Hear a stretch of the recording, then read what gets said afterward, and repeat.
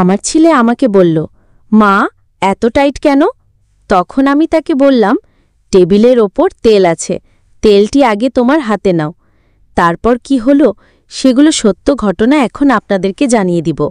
তার আগে অবশ্যই এই ভিডিওতে লাইক দেবেন এবং এরকম আরও নতুন নতুন ভিডিও পেতে চ্যানেলটি সাবস্ক্রাইব করে পাশে থাকা অল নোটিফিকেশন অন করে রাখবেন। আর সত্য ঘটনাটি সম্পূর্ণ জানতে হলে ভিডিওটি সম্পূর্ণ দেখতে হবে। যদি টেনে জমে দেখেন তাহলে কিছুই বুঝতে পারবেন না। বন্ধুরা, আমার নাম পরিদা, আমার বয়স ৩৮ বছর। আমার ছেলের নাম রিয়াদ, তার বয়স ২২ বছর। রিয়াদের বাবা মারা গেছে প্রায় ২০ বছর আগে। তখন রিয়াদ খুব ছোট ছিল। তার বাবা মারা গিয়েছে হার্ট অ্যাটাক করে। আমাদের বাসাতে আমি এবং আমার ছেলে ছাড়া আর কেউ থাকে না। আমাদের বাসা যদিও ২ তালা, কিন্তু আমরা কাউকে ভাড়া দেই না। আমরা মা এবং ছেলে শান্তিমতো থাকব, যার কারণে কাউকে ভাড়া দেওয়া হয়নি। রিয়াদের বাবা আমার থেকে বয়সে অনেক বড়। আমাকে যখন তার সঙ্গে বিয়ে দেয় তখন আমার মা বাবা টাকার লোভে তার সঙ্গে আমাকে বিয়ে দিয়েছে। আমিও তখন অল্প বুঝতাম, তখন আমি তাকে বিয়ে করেছি, কিন্তু সে তো আমার বাবার বয়সের। আমি তারপরও তাকে মেনে নিয়েছি এবং তারপরেও আমি সংসার করেছি মা বাবার মুখের দিকে তাকিয়ে থেকে। এভাবে দেখতে দেখতে ২ বছর কেটে গেল এবং আমাদের বাচ্চাও হলো। আর হঠাৎ একদিন দূরসংবাদ আসলো যে অফিস টাইমে আমার স্বামী মানে রিয়াদের বাবা হার্ট অ্যাটাক করে মারা গিয়েছে। তারপর আমরা সবাই খুব কষ্ট পাই। রিয়াদ তখন খুব ছোট ছিল, তার বয়স ছিল তখন ১ বছরেরও কম। আমি দেখতে খুব সুন্দরী, আমাকে দেখে যে কোনো ছেলে পাগল হয়ে যায়। আমার স্বামী আমাকে বিয়ে করেছে আমার সৌন্দর্য দেখে। আমার মা বাবার তেমন অর্থ সম্পদ নেই, আমরা মধ্যবিত্ত। কিন্তু আমার স্বামী সে ছিল অনেক ধনী, তার অনেক ধন সম্পদ রয়েছে। আমার মা বাবা আমাকে বলেছিল বিয়ের সময়, আমি যদি রিয়াদের বাবাকে বিয়ে করি তাহলে আমার ভবিষ্যৎ অনেক ভালো হবে, টাকা পয়সার কখনো অভাব হবে না, আমার সন্তানাদেরও ভবিষ্যৎ ভালো হবে। এখন সেটা বুঝতে পারি যে আমার মা বাবা ঠিকই বলেছিল।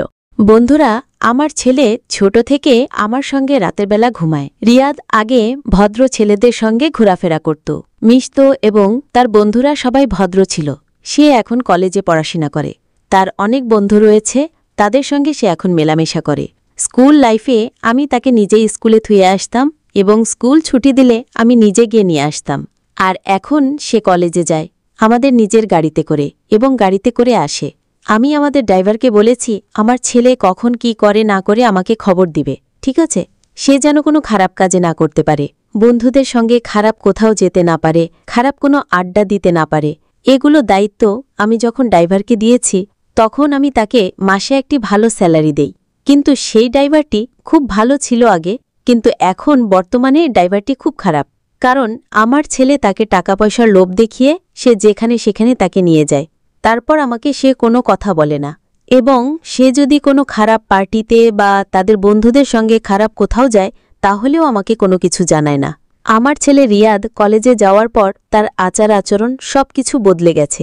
আমি সারাদিন বাসাতে একা থাকি এবং রাতের বেলাতেও একা থাকি। অনেক সময় রিয়াদ রাতের বেলাতে বাসায় অনেক দেরিতে আসে। আমি জিজ্ঞেস করলে সে আমাকে অন্যান্য বাহানা দেখিয়ে কথা ঘুরিয়ে নেয়। আমি তারপরও তাকে কোনো কিছু বলি না। এভাবে বেশ কিছুদিন চলে গেল। একদিন হঠাৎ করে রিয়াদ বাড়িতে আর রাতের বেলা আসলো না। আমি তাকে কল দিলাম, সে কল ধরল না। রিয়াদের বন্ধু-বান্ধব যারা রয়েছে তাদের কল দিলাম, তারা বলছে রিয়াদ নাকি তাদের সঙ্গে নেই। আমি তারপর সেই রাতে খুব চিন্তা করলাম এবং আমার মা বাবাকে আমি কল দিয়ে বললাম তোমরা একটু আমাদের বাসায় আসো। তারপর আমার মা বাবা আমাদের বাসায় আসলো। আসার পর তারা আমাকে বলল যে কাল সকাল পর্যন্ত দেখো, হয়তো সে কোথাও গেছে। তারপর সকাল পর্যন্ত আমরা অপেক্ষা করলাম, সকালেও আসলো না। এভাবে অপেক্ষা করতে করতে প্রায় সন্ধ্যা হয়ে গেল, তারপরও আসলো না। আমি আশেপাশে অনেক খোঁজাখুঁজি করলাম, তার সব বন্ধুদের সঙ্গে দেখা করলাম, তারাও বলল তার সঙ্গে লাস্ট কলেজে দেখা হয়েছে, আর কারোর সঙ্গেই দেখা হয়নি। আমার চিন্তা আরও গভীর হতে থাকলো। আমি খুব কান্নাকাটি করা শুরু করলাম। তারপর আমার মা বাবা আমাকে খুব সান্ত্বনা দিচ্ছে যে মা, কিছুই হবে না, তোমার ছেলে ফিরে আসবে, সে হয়তো কোথাও গেছে রাগ করে। আমি তখন আমার মা বাবাকে বললাম আমি তো কোনো খারাপ কিছু তার সঙ্গে করিনি বা আমি তাকে বকাঝকা কোনো কিছু করিনি। সে আমার কাছে যখন যেটা চায় আমি তখনই তাকে সেটাই দেই। আর কলেজে যাওয়ার আগে তো আমার সঙ্গে ভালোভাবে তার সাথে কথা হলো। এইভাবে আমি আর অপেক্ষা করে থাকতে পারলাম না। তারপর আমি থানাতে গেলাম।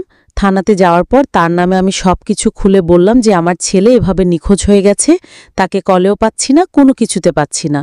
তারপর তাকে ডায়েরি করে আসার পর বাসাতে আমরা একটু ফ্রেশ হয়ে খাওয়া দাওয়া করলাম। খাওয়া দাওয়া করে মাত্র উঠলাম, উঠতে না উঠতেই থানা থেকে একটি কল আসলো এবং বলল যে আমার ছেলে নাকি জেলখানার ভিতরে আছে। আমি তখন খুব চিৎকার দিয়ে কান্নাকাটি করলাম। এরপর থানার দারোগার সঙ্গে দেখা করলাম। সে আমাকে তারপর সব কিছু খোলামেলাভাবে বলে দিল যে আমার ছেলে কি করেছে, তাকে কেন পুলিশ ধরেছে। রিয়াদ কলেজে খুব মারপিট করত এবং অনেক বাজে কাজ করত, যেগুলো আমি জানতাম না। আমার আড়ালে এগুলো কাজ করত এবং কেউ আমাকে এগুলো খবর দেওয়ার মতো ছিল না। আমারই সবথেকে বেশি ভুল ছিল, আমি ভালোভাবে খবর নিতে পারিনি সে কোথায় যাচ্ছে না যাচ্ছে, এগুলো খোঁজ রাখিনি, যার কারণে আজ এই দিনগুলো দেখতে হচ্ছে। পুলিশটি আমাকে জানালো রিয়াদ একটি মেয়ের বিষয় নিয়ে তার বয়ফ্রেন্ডকে মারধর করেছে এবং এত মারধর করেছে সেই ছেলেটি এখন হসপিটালে রয়েছে। ছেলেটির অবস্থা খুব খারাপ, আর রিয়াদকে বের করতে হলে অনেক টাকা পয়সা লাগবে, প্রায় 20 লক্ষ টাকার মতো লাগবে, তা না হলে এখান থেকে বের করানো সম্ভব নয়। যে ছেলেকে মারধর করেছে সেই ছেলের মামা হচ্ছে এমপি, তাদের অনেক ক্ষমতা, অনেক টাকা পয়সা আছে। আমরা ইচ্ছে করলেও এই মামলাটি উত্তোলন করতে পারবো না। এখানে কিছুদিন সময় লাগবে, তারপর 20 লক্ষ টাকার মতো লাগবে। আমি যেভাবেই হোক 20 লক্ষ টাকা সংগ্রহ করেছিলাম, করে তারপর আমার ছেলেকে 15 দিন পর জেলখানার থেকে বের করে নিয়েছি। তারপর আমি রিয়াদকে বলেছি তোমাকে আর কলেজে যেতে হবে না, তোমাকে কোনো বন্ধুবান্ধবদের সঙ্গে আর ঘোরাফেরা করতে হবে না, আমি তোমাকে খুব ভালোভাবে এখন চিনেছি। রিয়াদ আমাকে তারপর অনেক কান্নাকাটি করে বলল, মা আর কখনো এগুলো হবে না, আমি এগুলো আর কখনো করব না, আমার আর এই ভুলগুলো হবে না, বিশ্বাস করো মা, আমি তোমার ভালো ছেলে হয়ে থাকব। আমি তার কোনো কথা বিশ্বাস করলাম না, কারণ সে এর আগেও এমন একটি কথা আমাকে বলেছিল। আইডিয়া এতটাই খারাপ হয়েছিল, সে নেশার থেকে শুরু করে সব কিছু করত। এগুলো ইনফরমেশন আমাকে পুলিশ দিয়েছে। আমি তাকে কত ভদ্র ভাবতাম, আমি তো আমার ছেলেকে কত ভালো ভাবতাম, কিন্তু সে এতটা খারাপ হয়েছে আমি কখনো কল্পনাও করতে পারিনি। এইভাবে রিয়াদ আমার সঙ্গে কয়েকদিন বাসাতে থাকা শুরু করলো। রিয়াদকে আমি আর বাসা থেকে বের হতে দিলাম না। তাকে আমি বললাম, তোমার যখন যেটা প্রয়োজন হবে আমাকে বলবে, আমি তোমাকে সেটা বাইরে থেকে এনে দেব। তোমার কোনো বন্ধুবান্ধবদের সঙ্গে তোমাকে আর আমি যোগাযোগ করতে দেব না। আর যে কয়দিন তুমি এভাবে আমার সঙ্গে বাসাতে থাকবে, ঠিক সেই কয়দিন তুমি বাসার সব কাজ করবে, আমার সঙ্গে তুমি কাজে হেল্প করবে। তারপর রিয়াদ বলল, আচ্ছা ঠিক আছে মা, আমি তোমার এখন থেকে সব কথা শুনবো। তো বন্ধুরা, একদিন রাতে আমরা যখন ঘুমাতে যাচ্ছিলাম, ঠিক সেই সময় রিয়াদ আমাকে বলল, মা তোমার নাকি পা ব্যথা করছে। তখন আমি রিয়াদকে বললাম, হ্যাঁ, এটা তুমি কিভাবে বুঝলে? রিয়াদ তখন বলল, আমি এটা বুঝলাম যখন তুমি ঝাড়ু দিচ্ছিলে সেই সময় তোমার পা পিছলে গিয়েছিল এবং তুমি পড়ে যেতে নিয়েছিলে, যার কারণে তুমি পায়ে ব্যথা পেয়েছো।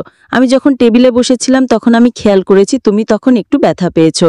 তারপর আমার ছেলে আমাকে পা টিপে দিতে থাকলো এবং আমি তাকে বললাম, দেখো টেবিলের উপরে তেল আছে, তেলটা তোমার হাতে নাও, তারপর হাত দিয়ে আমার পায়ে মালিশ করে দাও। তারপর সে আমার পাটাকে খুব ভালোভাবে মাসাজ করে দিল। একটু পর আমার ব্যথা ঠিক হয়ে গেল।